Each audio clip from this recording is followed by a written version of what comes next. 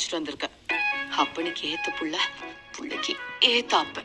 தர்ஷனும் தீபக்கும் அப்பாவை house husband சொல்லி சிரிச்சாங்க.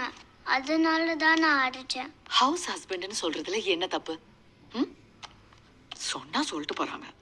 ஏன் என் அப்பாவும் ஒன்ன மாதிரி ட்ரெஸ்ல தான் இங்க பாரு போட்டே ஜெயிச்சிருக்காரு. அப்பா போட்டதுக்கு பேரு ரெஸ்லிங் இல்லடி, அதுக்கு பேரு சண்டை. அந்த கோச் என்ன பத்தி ஏதோ தப்பா பேசிட்டான்னு உன் அப்பா கோவத்துல போய் அடிச்சிட்ட. ஊர்ல அந்த பிரசிடென்ட் அங்கிள் சொன்னாங்களே, இனிமே அப்பாவை ஹவுஸ் ஹஸ்பண்ட் கூப்பிடாத ரெஸ்லர்னு கூப்பிடுன்னு. சொல்லாத அம்மா கிட்ட இதெல்லாம் சொல்லிட்டு இருக்க கூடாது. அதானே பார்த்தேன் ஏன் புள்ள இப்படி எல்லாம் பேசுறான்னு. உலகத்துல வேற யார் சொல்றது கேட்டாலும் அந்த ஆளு சொல்றத மட்டும் கேட்காத. ஆம்பளன்னு வெட்டி பெருமை பேசி வீணா போட கூட்டாது. குழந்தைகிட்ட எதுக்கு இதெல்லாம் சொல்லிக்கிட்டு? அப்பா ரெஸ்ட்லன்னு சொல்ல ஆசைப்படுறான், சொல்லிட்டு போட்டோம் விட. நம்ம தான் நம்ம குழந்தைக்கு இதெல்லாம் தெளிவா சொல்லி புரிய வைக்கணும்.